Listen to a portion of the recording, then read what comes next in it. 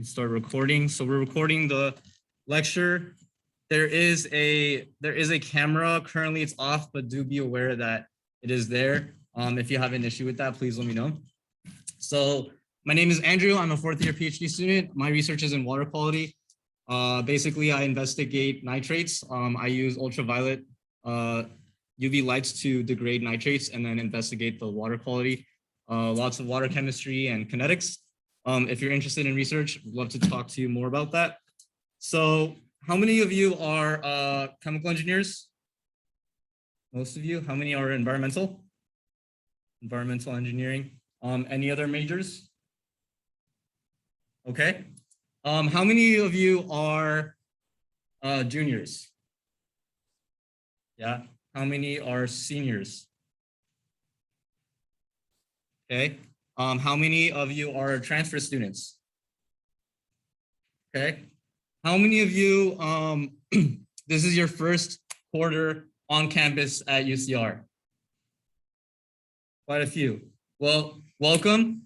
It's truly a pleasure to be here. It's truly a pleasure to see half of your faces. Unfortunately, I want to see the whole of your face, but we'll have to wait until next time for that.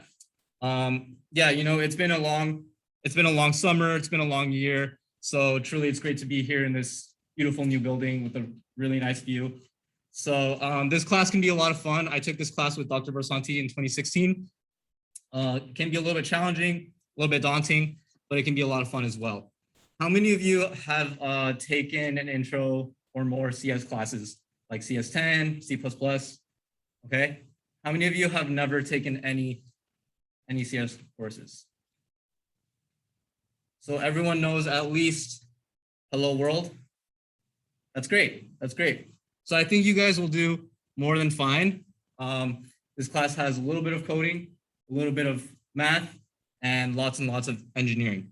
So remember that this is an engineering class, not a coding class. So yeah, let's get started. Are there any burning questions before we get started? No? Yeah. Yes. Yes, we will. So the way that this will work is we're gonna start with some like housekeeping items and then go through some introduction, some tips for the quarter. Remember that this is a discussion plus lab, about 3 hours. So about the first hour will be discussion. So I'm going to follow the syllabus. This week, we're gonna do some examples on MATLAB. So we'll start easy. And then next we will have the 2 hours, which will be the lab. So first I'll do an example and then you guys will have time to practice problems. Let me make sure that, you know, no one's trying to log in or something.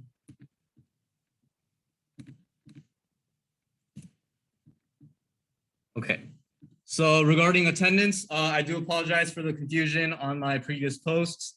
You know, technically this class is in person, but I understand that, you know, it's still these unprecedented times. It's just our first quarter back. So I left the Zoom option available for this week, but don't rely on that. You'll have to email me or Dr. Barsanti if you want to log in via Zoom and email me ahead of time. As such, I will be recording the lectures so you guys can watch that. And basically with regards to attendance, I mean, it's college. I know you guys are busy, you guys have jobs, you guys have tons of other classes and responsibilities, but it's really in your best interest to attend this class, especially this morning lab, because this is the best way for me to help you understand the code and to help with the assignments. So if you're trying to convince us to give you points back and I don't recognize your face, it's going to be a lot harder to convince me to give you some points. Make sense? Cool. Sorry, was that a question? Oh. All right. So this class basically is numerical methods, right? We're using numerical methods for engineers and scientists. How many of you have got the book, have access to the book? Okay, keep your hands up if you have. How many of you started reading the book? Okay. How is it? Bit much? Okay. Okay. This book is pretty good. This book has a really good introduction to MATLAB. Lots of examples. Make sure you check those examples. Make sure you do those practice problems. Like I said, the lectures will be posted online, either on Canvas or YouTube. How many of you prefer that I post the videos on Canvas? How many prefer YouTube? How many want them both on Canvas and YouTube? How many of you don't care, Canvas or YouTube, wherever's fine as long as I post the link? That's great. That's great. I think I'll go with YouTube. I'll be sharing the links this weekend. And remember that Google is your friend. All right. So some prerequisites for this course. Technically, you need lots of calculus. We'll be doing numerical methods using calculus. We'll be doing some differentiation, some integration. But quite honestly, you don't really need too much calculus for this class. It's going to be mostly numerical methods on MATLAB. So if you're good with just, your functions, your iterations, you should be more than fine. But the more math that you have, the better, especially linear algebra. So who has taken linear algebra? Okay. So who knows what MATLAB stands for? Matrix Laboratory. Good. So linear algebra is the language of computer science. It's a very beautiful mathematical field. And so these other classes, they are technically also required. They are prerequisites. So you might see a little bit of vectors and multivariable, definitely some differential equations, but honestly, not too much math, not that much. The more you have, the better. And how many of you are taking fluids this quarter? Most of you, right? Yeah, so this stuff is more for you guys for your other classes. If you're taking fluids, you're gonna be seeing a lot more of this stuff, especially diffie-Qs. All right, so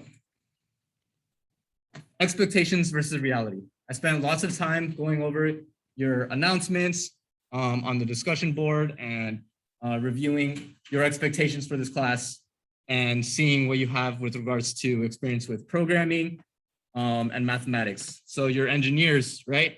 So a lot of you have some good experience with math, maybe a little bit variable with programming. And so in reality, in real world systems, yes, there is this trifecta, this relationship between mathematics, programming, and engineering. But more so for this class, we're going to be doing a little less programming, a little less mathematics, and a lot of engineering.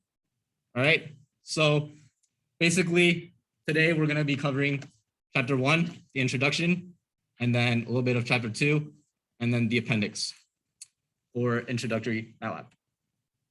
So I would love to call on a volunteer to read this, please. Don't be shy. Yes. May I have your name, please?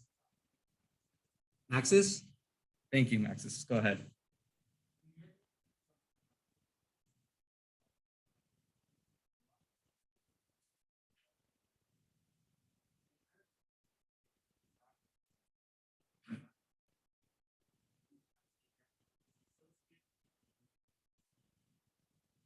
A numerical solution is approximate numerical value, a number of places. Although numerical solutions are an approximation, they can be very complex.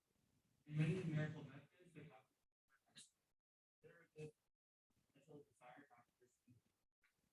okay, so raise your hand if you started reading the book again. Okay, so now everyone can raise their hands. That was the first the first paragraph of the book. So what does this mean? Who can tell me what you got out of what this paragraph says? Numerical methods. Yes?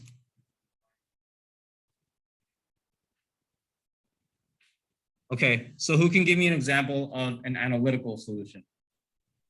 Maybe from this side.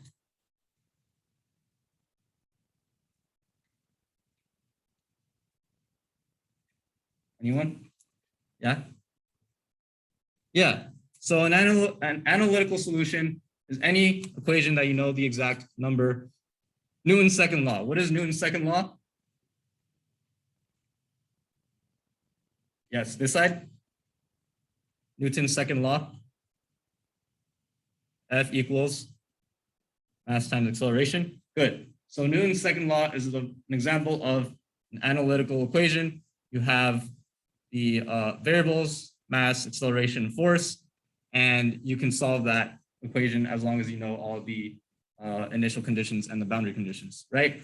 But a numerical solution, sometimes it can be a little bit tricky to calculate some sort of difficult equation. So we're gonna do an example. Sorry if you haven't seen physics in a long time, but go ahead and take out your notes and see this force body diagram. I want you to try to spend a couple of minutes trying to derive the relationship between the force applied and the angle Q.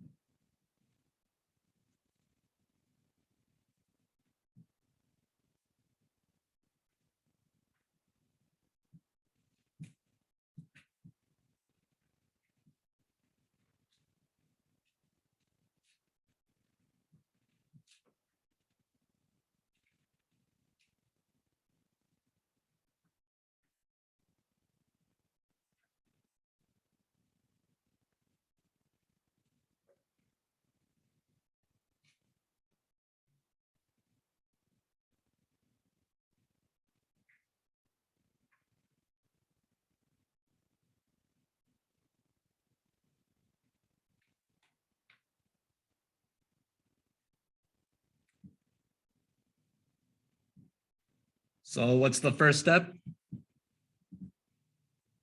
Draw the free body diagram. What are the forces acting on the block? There's gravity, normal force, friction, the force applied. There's 4 forces. So you should have 4 arrows. Force is a scalar or vector. Force is a vector.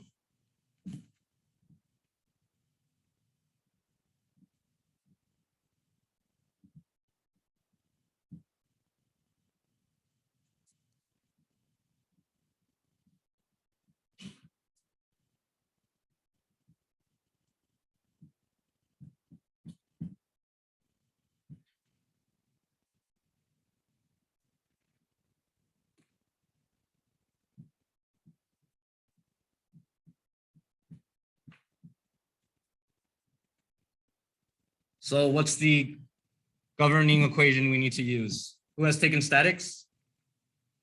Raise your hand. So what equation do we use? Newton's second law. Summation of all forces is equal to 0. So add up all those force vectors, the 4 forces, set it equal to 0.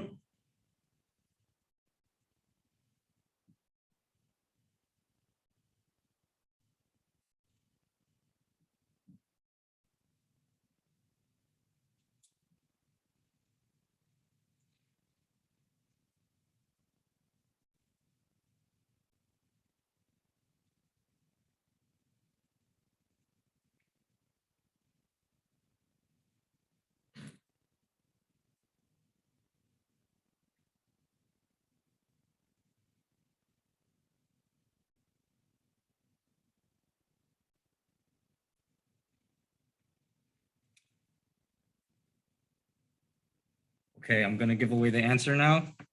So this is what the book got. F equals mu. What is mu? Coefficient of friction. Good.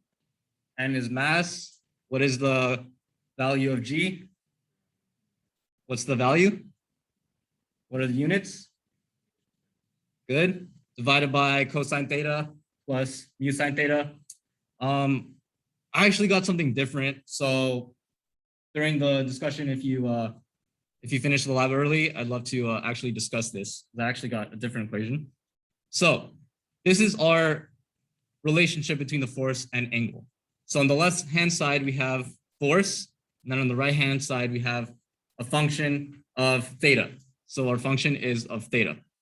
So what is a function? It takes what? What goes inside the function? Yes, an independent variable, and then the output is the dependent variable. So we have f as a function of theta.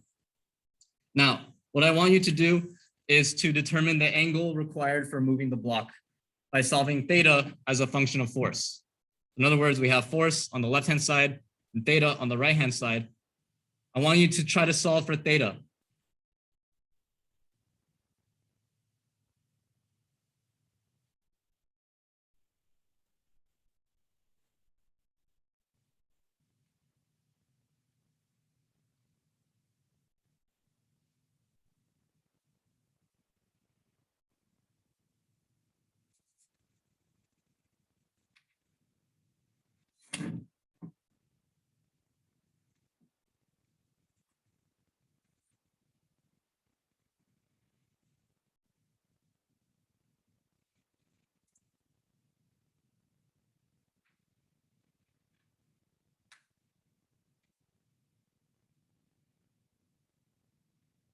Are there any comments?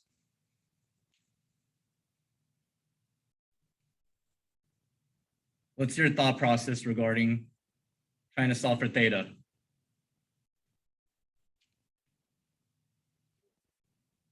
Difficult? Indeed. So I lied to you. This is a trick question. So theta cannot be solved analytically. Why can't it be solved analytically? Well, suppose I gave you all the constants. Suppose I gave you mu. Mu could be 0.5. Mass could be 1 kilogram. You know G. Suppose the force applied is 1 Newton. Or they could be any variable, right? And you can solve for theta as a function of all those variables. Can you factor theta from the denominator? No. So there's no trigonometric function in which you can separate out theta from the cosine and the sine theta. Maybe you tried if it was squared, that would be a little bit different. It was cosine squared, sine squared, you have some laws, right? Remember that? But in this case, we can't solve for theta analytically, but it can be solved numerically via iteration. So how would you solve this numerically?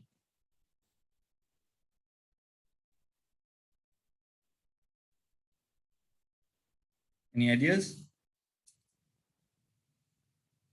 So the clue is solving via iteration. What does iteration mean?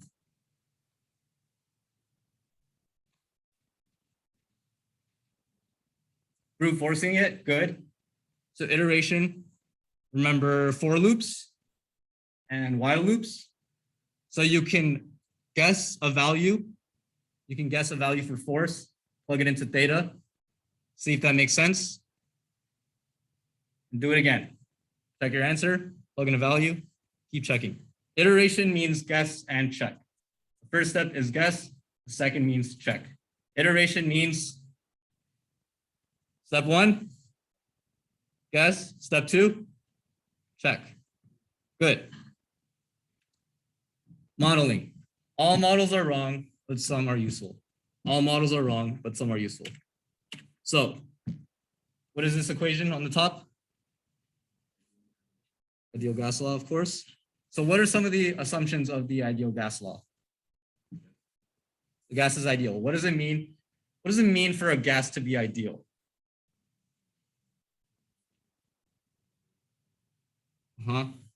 Just keep shouting out answers. I like that. What else? What about the collision? The particles collide. What do you assume? They don't lose energy. What kind of collision is that? Right. Very good. So the ideal gas law assumes that the gas, in real life, this gas motion is very, very complex. But the chemists, remember Boyle, Charles, Gay-Lussac, right? They made these assumptions and they derived this equation. And so this is a model. What's wrong with this? What's wrong with this model? Is there such thing as an ideal gas? No, there's no such thing as an ideal gas. There's no such thing as an ideal gas. But using some assumptions, we can develop this simple model and have a pretty good expression for the relationship between pressure, volume, and temperature, right? And so we have another model. Raise your hand if you've seen the van der Waals equation of state in your other classes. So the van der Waals takes the ideal gas law and expands upon that equation. There's some more terms. It's a little bit more complicated. So that's the difference between science and engineering. Science is great because we have the relationships and the scientists and the mathematicians and the physicists and the chemists and all these people throughout history derive the equations, right? But the engineers take the ideal and apply it to the real world. Make sense? Okay. So therefore, this class is not a programming class. It's not a math class. It's numerical methods. So use some math, we'll use some programming, we'll do some engineering problems. We're going to try to solve some real world engineering systems. Cool. So I have a study tip. This was from Professor Myung. Let's call it the plus minus method or the above and below. So you have your first homework assignment, right? Suppose it's chapter 1, problem 10, problem 15. So the first step, you want to go ahead and do those problems, get credit for the class. Then once you're done, your midterm is, let's say next week, you want to go above and below, plus minus 1 of this. You do 1 and 2, you do 9, 10, and 11, do 14, 15, and 16. Once you're done with those, you can do 1, 2, 3, 8, 9, 10, 11, 12, 13, 14, 15, 16, 17, right? Make sense? The more problems you do, the more likely you are to succeed in your courses. Okay, and that goes for any class. As engineers, we solve problems. So the more you practice solving problems, the more likely you are to get an A. Okay. So that was the introduction. I want you to spend some time this weekend reading the introduction by yourself. Okay. Next, we'll cover the mathematical background. And so you guys are the Friday class. So now you're already expected to have read this by now. And very important, I want you to do the appendix. I want you to do the problems in the back of this chapter. These will help you get accustomed to MATLAB and using the software. All right. Are there any questions about what we just discussed? Any questions or comments? Cool. So far, so good? All right. Time for some numerical methods. So everyone go ahead and get your MATLAB out, start to get ready. If you don't have access to MATLAB yet, I'll be helping you after. So go ahead and start to get that out.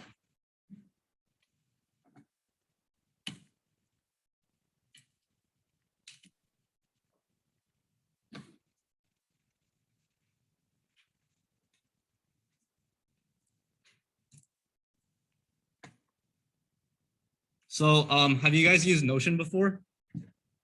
Yeah. So this is completely optional. I really like to use Notion because you can take notes. So this is week one lecture, right? And then you can take notes. You can say Newton's second law.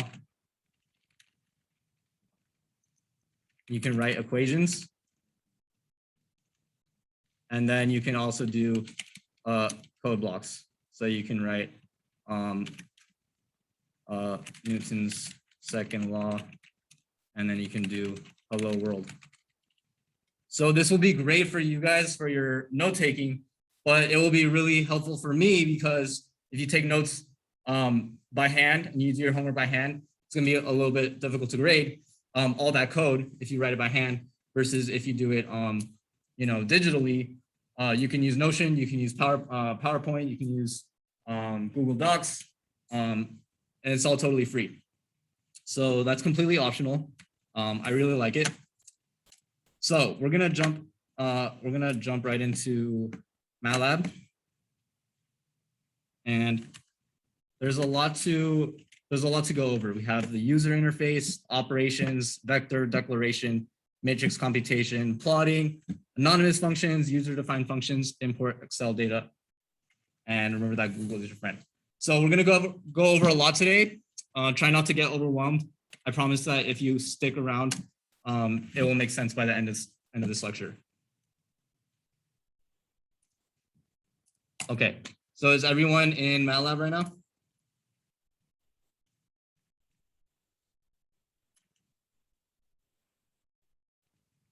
Okay, so everyone has this command window. All right, so the first thing we want to do is just make sure it works.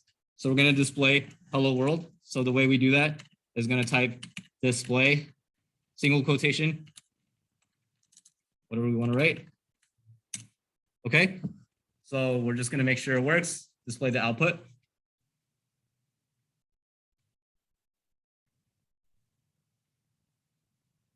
And then let me know if I'm going a little too fast and if you can see the screen. So MATLAB is basically a giant calculator. You can do any mathematical operation on it. So let's make sure all those work. So go ahead and do your operations. Do your addition, do your subtraction, do all the mathematical operations that you covered in grade school. Addition, subtraction, multiplication, your roots, your powers, trigonometric functions. So with trigonometry, you have sine of, let's say, sine of 45, right? So that's going to assume radians. If you do sine degrees, now that's in sine degrees. Okay. And then we can check square root 2 over 2, square root 2 over 2. And that's the trigonometric functions. I'm going to zoom out a little bit. So that's the command window. So you can use the command window to write commands. Let's talk about the other parts of the interface. We have the directory, which shows the current folder. So my recommendation is you make a folder for this class and you can divide it into the weeks. So we have this class and you can divide it into the weeks, or you can divide it by the chapters, the types of functions, whatever organization system you choose, but try to be consistent, okay? And then we have the workspace, which we'll talk about in a second.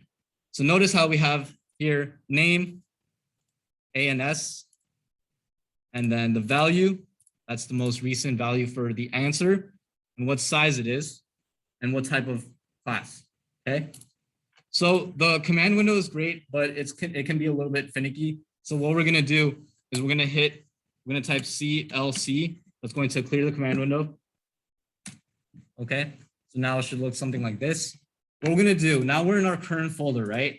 I'm gonna go into week 1, and then I'm going to create a new script. I'm going to create a new script. Here's week 1. Create new script. Okay, so you can either save it. So basically, the command window is the exact same thing as the script. The script is like your Word document for MATLAB. So you're gonna type all your code in a certain order. So let's just check if this works again. Type DISP, hello world, right? Let's just check. Save it. I'm going to title this week 1 Friday, right? Going to save that. Hit run. It's running. So here's our script, and then our command window has the output. All right, makes sense? So this is preference, but what I like to do is I like to start my scripts with clearing all the variables. So we'll talk about what this does in a second. Actually, I'll leave that out for now. I'm going to just do CLC for just clearing the variables, right? So now every time I have other code in here, now every time I hit run, it's going to clear it for me, and I don't have to keep typing that every single time. So that's personal preference. And one thing we should note is percentage sign is comments. This is a comment. So why is it important to use comments? Yes, to know what you were writing, your code, and you know, a couple months from now, you want to see, oh, what was this line of code? I really don't remember. I wish I wrote more comments. So that's why we use comments. Yes, did you have a question? Yes. So I'm going to stop share for a sec and then share again. And then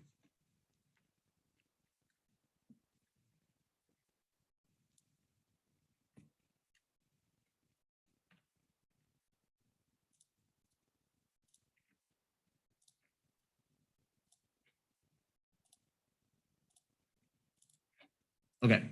So this is my recommendation for you. So you're gonna make a folder. This is your, let's say this is your documents, right? So don't make this, you should already have that, right? So that's your documents folder. And then in your documents folder, you might have your personal stuff, you might have your class schedule, right? So this is UCR, okay? So documents UCR, and then here's ENGR 118, ENGR 118, okay?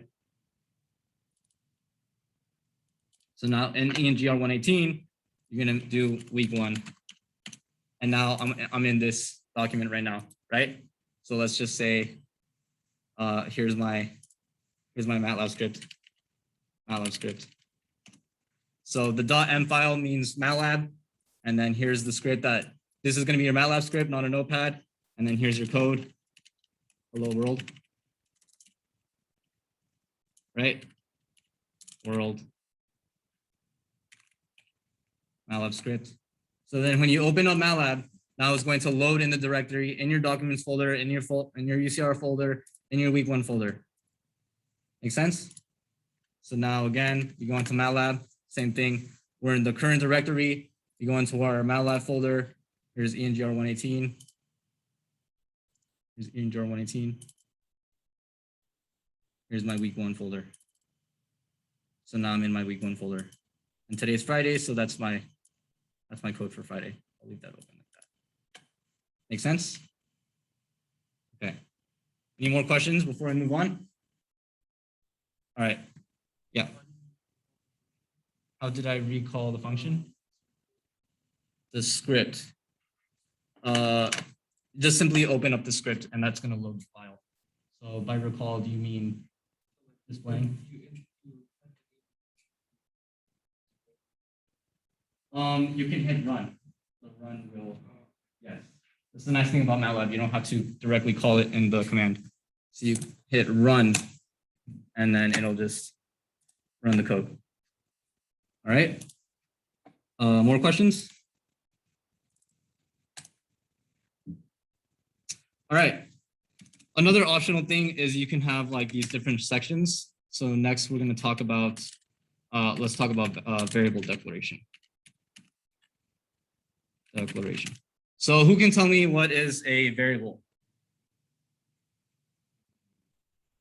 Okay, something you define. So in the context of math, yes? Yes, good. Any other suggestions? Cool. I'm hearing lots of gentlemen. Are there any gentle ladies that would like to add to this discussion? Not yet? Okay. So a variable is basically assigning a value, a number, to a string. So what is a string or a char? Yes, a set of characters that can represent, can be a word. So I can have a equals 5. So I'm having the value 5 be stored into the variable a. And then I'm going to run this. And so as you can see, the value a is stored into the variable name a, right? So a is 5. I can redefine a if I want to. Now I can say a equals 10. So it's going to first store a as 5, and then a will be 10, right? Okay. We can have b equals I don't know, 3/4. And then I can say C equals A times B. So any set of strings, so I can have whatever I want. I can have 50 cupcakes, and I can use cupcakes as a new variable. I can say A times C divided by cupcakes.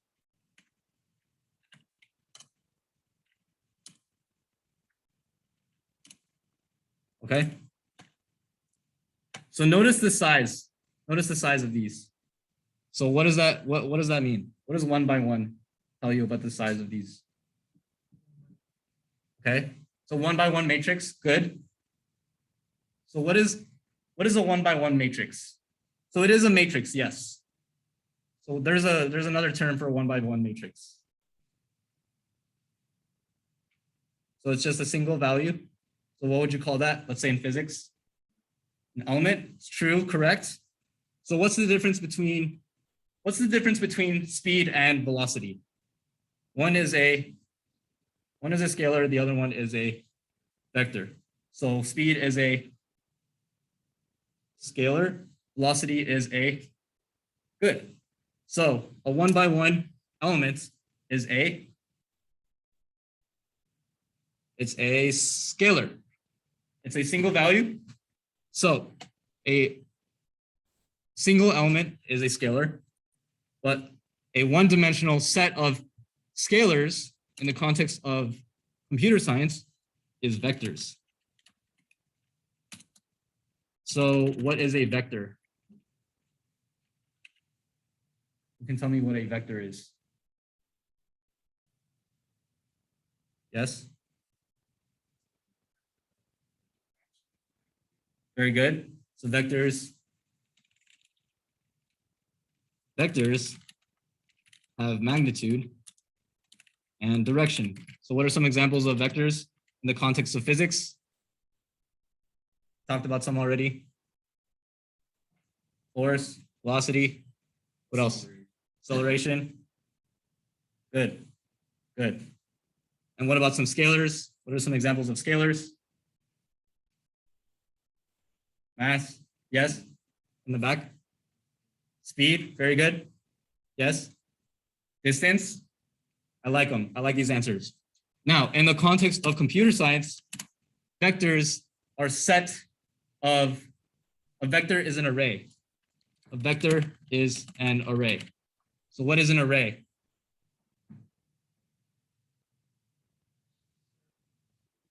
Yes, yes. Same. So vector is an array. Before we jump into MATLAB again, I'm going to jump into Excel.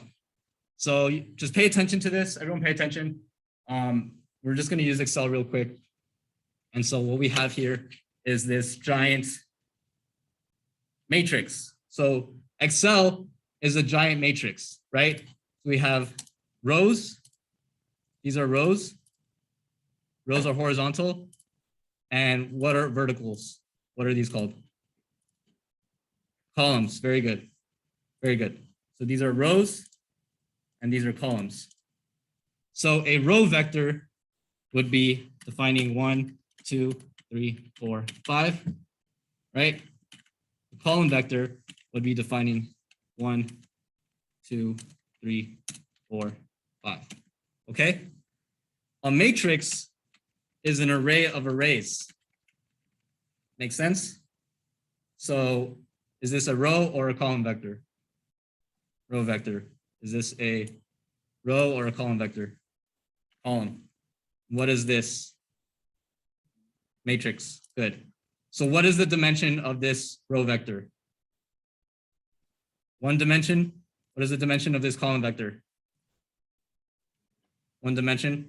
What is this dimension of the matrix? Sorry? One more time. 5 by 5. That's the size. It's 2 dimensions. That was correct. That was the size of the matrix. So vectors are 1 dimension and matrices are 2 dimensions. Great. So now let's do that in MATLAB. So to define a vector, it's very similar to defining a variable. So I'm going to say vector. Let's say my first vector 1 equals, right? So I'm just giving it a set of strings equals 0, 2.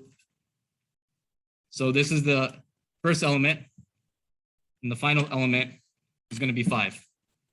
So we're defining a vector, going to be a row vector. Hit run.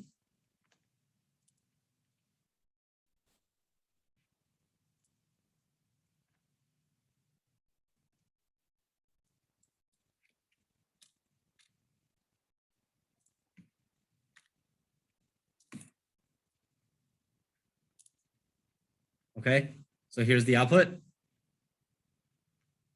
That is a 1 by 6. So now if I click in the workspace, I can see what is the definition of this vector, right? 1 by 6. Okay. Now I can, if I want to, I can just rename this. I can just say vector 1 equals my first vector. Okay. What happens if I add a semicolon? The semicolon is going to suppress the output. So now I'm not going to display the first one. I will only display the second one. And then I can run that. So that's my vector. So v1 is equal to the same thing again, right? I can say another vector, v2, is the transpose of vector 1. So the single quotation, means transpose of vector. What does it mean to transpose a vector? You invert the rows and the columns. So this one was a 1 by 6. Now this one is going to be 6 by 1. So let's run that. Press the output. We click the vector down here, vector 2. So notice that vector 1 is 1 by 6, and vector 2 is 6 by 1. Make sense? Okay. So what if I now I want to make a matrix. So I'm going to say M1 equals vector 1. Okay. And I'm going to say 2 times vector 1. 2 times vector 1. So the output of this should be another vector. So 1 by 12. So I have the first vector here, 1, 1, 2, 0, 1, 2, 3, 4, 5, 0, 2, 4, 6, 8, 10. Okay. So everyone watch this. What I'm going to do is add a semicolon. So now what that will do is that will enter a new line. So the first one is vector 1, row 2 is vector 2. Make sense? So now we have, so now what is M1? Is that a vector or a matrix? Matrix. It is a 2 by 6 matrix. Dimensions of matrix are 2 dimensions. Make sense? Any questions? Seems like you guys are doing pretty good. So I think that's pretty much good. I was going to do this example for you, but it seems like you guys have it. So go ahead and start to open up MATLAB Grader. If you have access to it, then you can go ahead and get started. This is part of your lab. This is part of your grade. And then if you haven't, if you don't have MATLAB Grader, then please come see me. And this is your first example. My recommendation is to use MATLAB Grader, MATLAB on your system first, and then transfer it to MATLAB Grader, right? Okay, before we get started, pop quiz. What are some good resources for this class? Google, me, book, YouTube, textbook.